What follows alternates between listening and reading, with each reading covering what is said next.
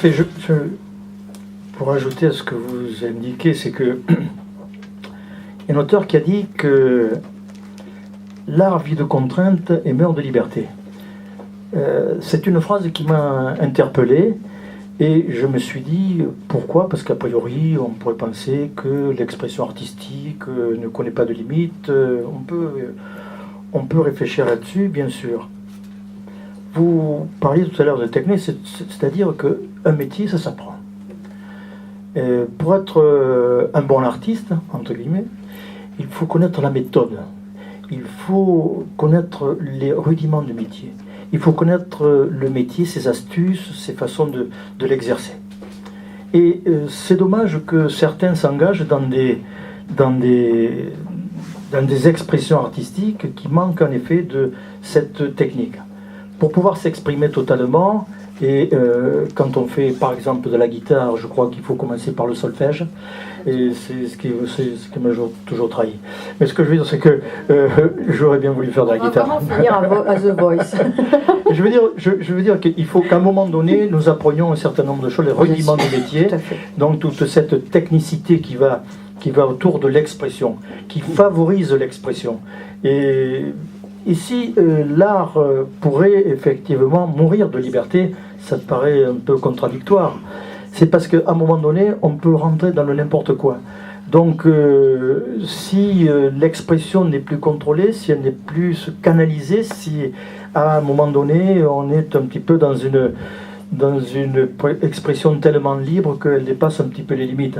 Alors, je ne me permettrai pas de conseiller que ce soit, je veux dire par là que avant d'exercer un art, quel qu'il soit, je pense qu'il est nécessaire bien sûr, il y a son inspiration qui fera le reste, mais je pense qu'il faut maîtriser effectivement les techniques de base. Je vais utiliser un terme qui est très à la mode actuellement, il faut avoir la question. On va ajouter quelque chose qui me semble primordial par rapport à ce que vous venez de dire. C'est effectivement, on a bien compris que l'artisanat, comme l'art d'ailleurs, dans les beaux-arts, nécessite un temps d'apprentissage. On sait très bien qu'un peintre, avant de pouvoir représenter la main, vous savez, cette main qui descend du ciel, une main particulière, bon, elle est exceptionnelle même cette main, il a bien fallu griffonner. Il a bien fallu s'entraîner, donner un mouvement, chercher à rejoindre une perfection, la description d'un muscle qui paraît sans être véritablement visible, puisqu'il y a la peau par-dessus. Donc tout ça, on sait que c'est le fruit d'un travail, et on comprend qu'à ce travail qui est répétitif, comme en musique, vous l'avez dit, il faut apprendre à monter des gammes, il faut apprendre le solfège d'abord. Pendant 1 an ou 2, on n'a pas d'instrument, c'est souvent ça. Après, on prend un instrument, puis au départ, on monte des gammes, et on n'a qu'une envie, c'est jouer un morceau. Et puis, on nous empêche un peu de le faire, parce que justement, si on veut maîtriser pour pouvoir mieux jouer, il ne faut pas brûler les étapes. Donc c'est un travail de patience, c'est une notion d'effort aussi, un travail sur soi, parce qu'il y a une maîtrise à acquérir. Et quand l'artiste commence à avoir sa manière propre, c'est-à-dire dans les beaux-arts, la peinture, c'est-à-dire qu'il est capable d'une sorte de génie, comme en musique, on pourra écouter 2 concertos de, par exemple, Rachmaninoff interprétés par 2 personnes différentes, il y en aura un où on aura plus d'émotion qu'à l'autre, ça signifie bien qu'il y a une manière propre ou une sensibilité particulière de jouer. Bien, comme vous le dites, la ferronnerie, même si on a l'impression qu'on est devant la forge, qu'il faut taper sur du métal et qu'on s'imagine un travail, oui je me doute, mais il fallait que je donne l'impression du laborieux. Et donc nécessairement, si on est vraiment dans l'idée du travail, etc., il y a quand même un amour de la matière, il y a une façon de façonner la matière, et puis de comprendre son mouvement. Et je crois que ça, il faut effectivement avoir tapé quelques fois sur justement du métal pour pouvoir se rendre compte de quelle manière justement on va pouvoir le manipuler peut-être plus tendrement. C'est étrange peut-être ce que je dis, vous me reprendrez. Et pour avoir cette sensation particulière d'avoir une sorte de continuité, voilà, du mouvement dans l'objet qu'on va laisser, il me semble. Je crois que vous mettez là le doigt sur un point particulier. C'est vrai que quand on aime son métier, on a l'amour du métier, on a l'amour de la forme. Quand vous disiez, je vous reprenais, mais tout à fait simplement et amicalement, je veux dire par là que c'est vrai que le forgeron n'est pas que quelqu'un qui effectivement, qui frappe avec son marteau sur l'enclume, c'est quelqu'un qui dessine. Donc ça veut dire qu'il doit maîtriser le trait. Et ça, c'est pour moi une notion qui s'acquiert petit à petit. Alors, on parle d'art majeur, d'art mineur. Pour ma part, je considérais que l'art n'est ni majeur ni mineur. C'est un peu un raccourci que je veux faire. c'est une expression. Donc cette expression, que ce soit celle du peintre, que ce soit celle du musicien, que ce soit celle du céramiste, que ce soit celle du menuisier, de l'ébéniste, etc., c'est une expression profonde qui vient effectivement du fond de l'âme. Et ce que le ferronnier doit apprécier, c'est l'âme de la forme. Donc il est important qu'on puisse caresser une volute, une pièce, de façon à pouvoir la saisir et l'intégrer dans un ensemble qui soit harmonieuse. Les frères Lamour, lorsqu'ils ont fait la place Stanislas à Nancy, ont expliqué effectivement dans un ouvrage le travail qui fut le leur, celui d'une grande délicatesse, d'une grande finesse, au point de cacher des choses qui auraient pu apparaître comme étant rudes, hein, et donc avec le travail des feuillages, etc., ils se sont exprimés pour donner juste cette majesté à cet ensemble. Donc la ferronnerie s'inspire aussi de la nature. Donc il y a une corrélation qui s'établit entre l'extérieur, l'environnement, la nature, les formes, les fleurs. Vous avez cité Aristote, c'est pour ça que j'entre un peu dans vos voix aussi. Aristote, c'est le philosophe qui parle justement de l'âme en disant c'est l'anima, l'animation, ce mouvement qu'on donne à la chose. Et c'est vrai qu'un objet qui est beau à contempler est un objet qui donne l'impression de refléter une âme.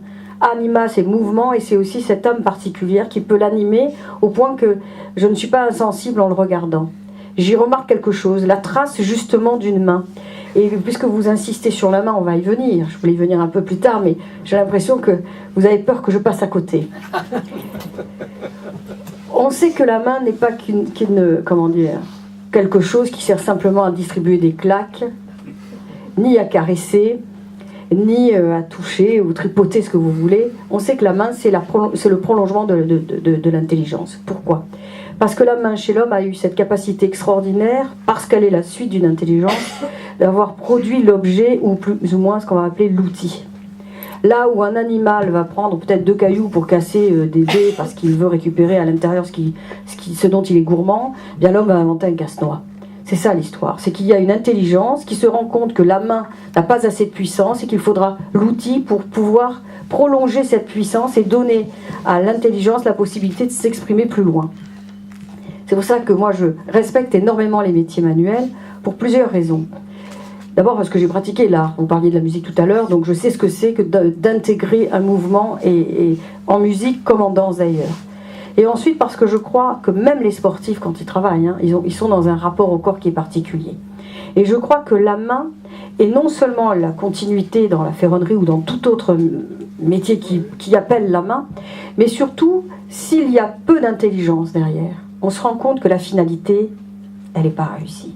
Les artisans, on a tendance à les enfermer dans quelque chose d'un second genre, et c'est une erreur absolue parce qu'il faut une intelligence pour effectivement, comme vous le dites, savoir dessiner ce que l'on va réaliser, et avant même de l'avoir dessiné, avoir su être un esthète, avoir su contempler la nature. Vous parliez de la feuille d'acanthe, du pistil, des pétales, etc. Il faut avoir regardé. Il ne faut pas avoir simplement vu, regardé, saisi, l'importance du détail, pour pouvoir, même dans un ouvrage massif, donner l'impression d'une fragilité, de l'éphémère quand il s'agit de la fleur, donner un mouvement. Toutes ces choses-là, ça ne peut se faire que s'il y a une intelligence sensible. Vous parliez du cœur, bien sûr, il est là. Une intelligence sensible qui dessine, qui trace, qui commence à mettre en forme, qui, si elle n'a pas le savoir-faire, a dessiné simplement et est dans l'embarras pour passer à l'acte. Et puis si on arrive à passer à l'acte, et qu'on a un peu de métier et puis d'amour de ce que l'on fait, effectivement on peut faire quelque chose de merveilleux. Et là on entre véritablement dans la beauté. Donc je crois que la main qui est prolongement, c'est une évidence. Et si vous voulez qu'on parle d'un philosophe qui l'a dit, qui l'a bien formulé, c'est Bergson. Bergson a dit, bien voilà, l'animal c'est de l'instinct et de l'intuition. Et l'homme, c'est de l'intelligence et un peu d'intuition, mais peu d'instinct. Et il dit effectivement, la main, c'est ce qui est, la fabricatrice, enfin celle qui va fabriquer, l'outil. Et non seulement ça, mais elle est le prolongement d'une intelligence, parce que l'intelligence à elle seule ne se suffit pas. Et en même temps, si on n'avait pas l'intelligence, si on n'avait pas l'intelligérie, on n'y arriverait pas. Parce que l'intelligence permet de fractionner, de diviser, de comprendre. Donc pour pouvoir tracer, comme tout bon géomètre, j'ai envie de dire, il faut déjà avoir à l'esprit, si vous voulez, ce découpage des choses, et pour pouvoir mettre en relief, en perspective, et pour pouvoir être dans la réalisation. Donc je rejoins tout à fait ce que vous dites. Et cette main, elle est essentielle, mais comme vous dites, expression d'une intelligence.